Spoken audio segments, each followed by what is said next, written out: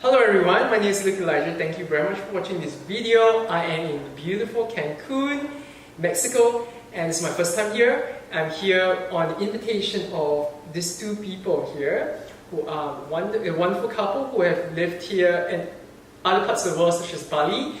Welcome to my talk show, Beáta and Federico. Please tell the audience a little bit about yourself. Would you like to go first? Sure. Hello everyone, my name is Cherri. I'm delighted to be with you today. Presentation or short introduction about myself. I lived, French origin, lived in New Zealand for 25 years, came into the field of natural health and natural healing about 30 years ago. Also came across the important term for me, which was shamanism. And since my quest has been to support others in their transformation and journey. So that's enough for me. Let me pass on to Beáta, my beloved. So, thank you. Hi everybody. Thank you so much for having us on this show, Luke. Yes, I started shamanism. I started studying shamanism about 15 years ago in Australia, and then from there I went to Peru and Mexico and travelled and really worked very, very deeply with different teachers and different curanderos and curanderas and healers from all over the world actually. Really started to explore the Taltosh of Hungary, which is my origin. And since then I've been really walking this path very, very deeply, facilitating workshops and retreats and mentorship programs all over the world.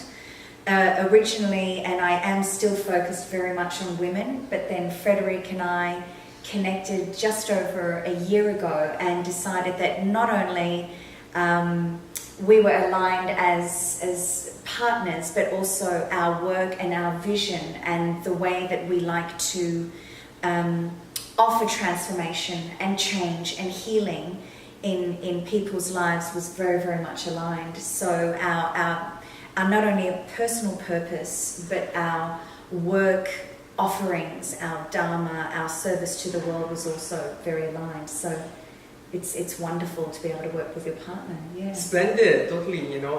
Thank you for your service as well. I mean, shamanism has really exploded in spiritual circles over the last several years.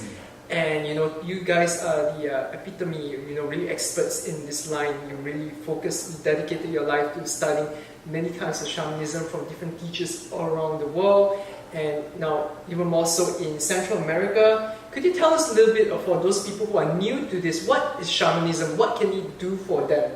How can it heal them or bring them to the next level in their evolution? Would you like to go or shall I go first? Please. I see shamanism as a way for each of us, especially in this day and age where we have so many environmental problems and so many things that are going on in the world where people are becoming disheartened with the status quo. I see shamanism as a return to the natural ways of being. It's a bridge, a connecting bridge. Correct. And it doesn't matter what religion you are, what your spiritual beliefs are. Shamanism really is our direct experience with the totality of life. So therefore, there is no truth that is outside of us that we haven't actually deeply embodied and experienced ourselves, which comes back to Krishnamurti's teachings. Truth is a pathless land.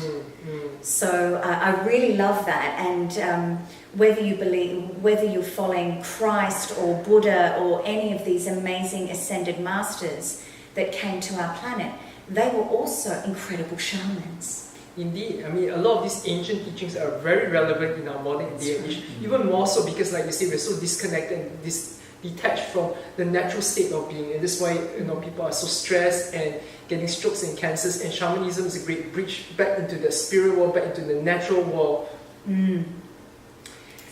And I would just add to that shamanism is the most ancient way of healing, the one that humanity has used from the very beginning.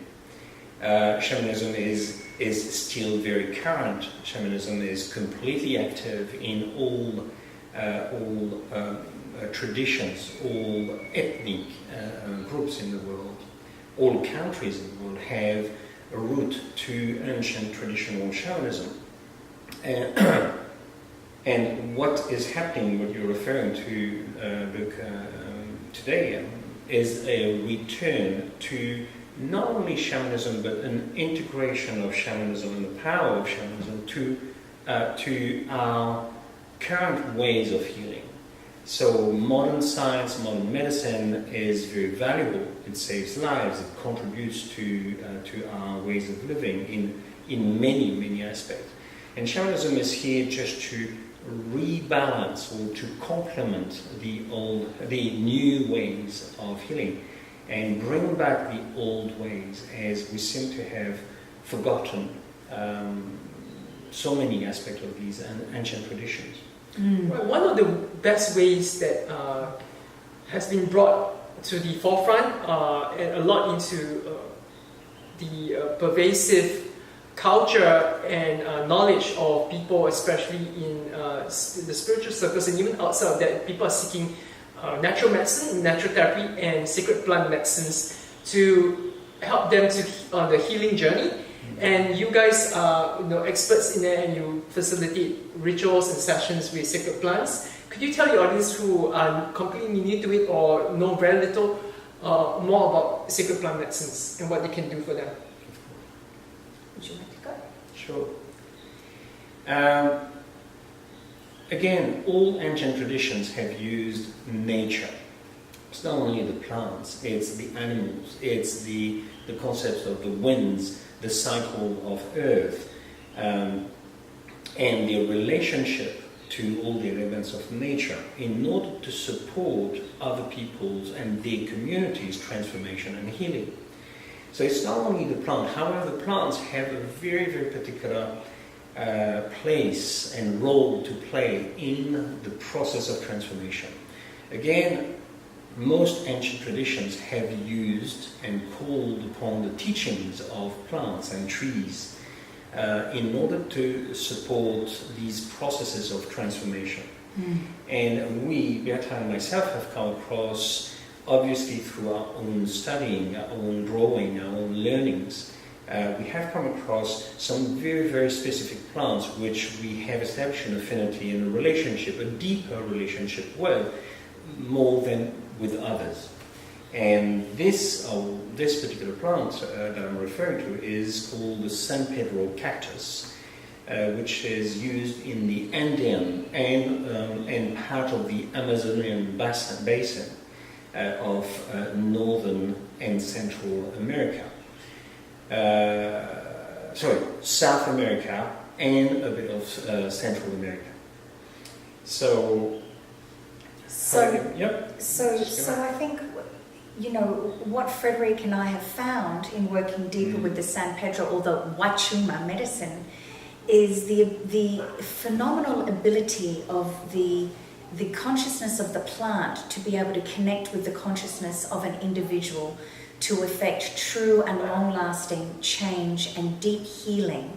And like yoga, like meditation, the plant medicine spirits have come here to really teach us that they're a tool for our own healing, which comes from the German word heilen, to make whole again.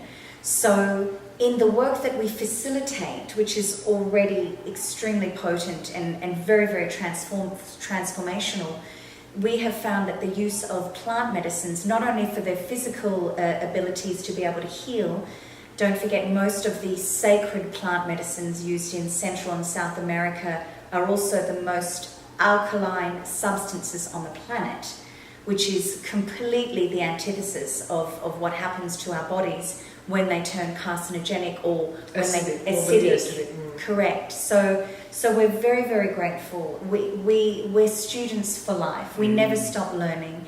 And we're extremely grateful to the teachings that our teachers have also passed on to us, and then to be able to make and work with the spirit of this plant to make this work our own.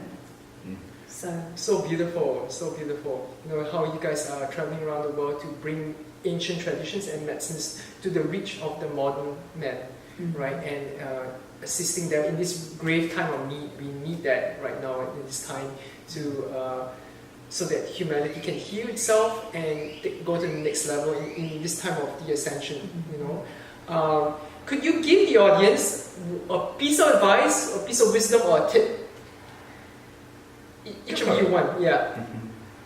What's one tip they can take away and start to, you know, improve their lives?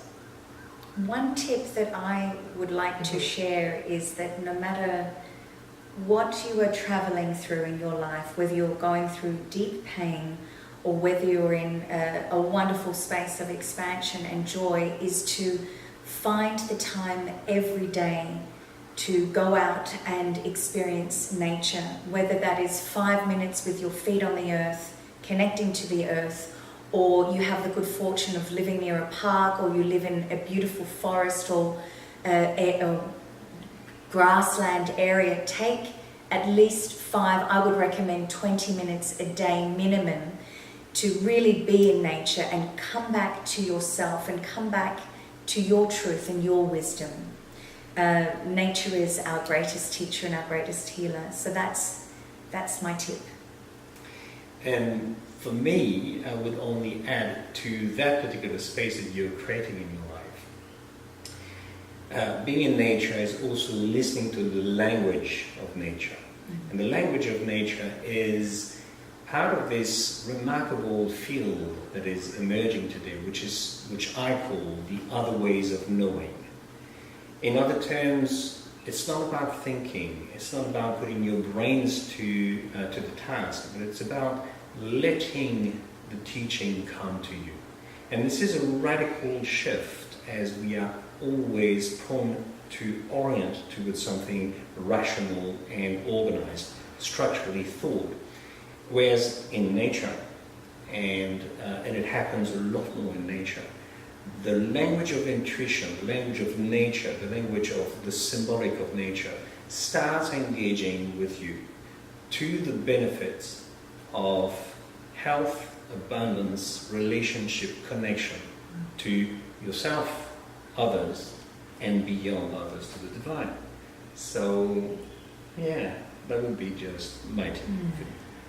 Sweet, thank you so much for sharing. You can catch this lovely couple all around the world. They're headed to Singapore, to Portugal, and to France. So many places they're going, and you're right. And they are also available for private sessions online. Right, go to their website, link which I'll be placing in this video description feed below, to get in touch with them, to find out more, to reach out to them for private sessions, or go to one of their retreats around the world.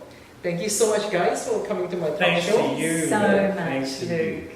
So beautiful. Thank you everyone for watching this video. Please subscribe to my YouTube channel for more similar videos.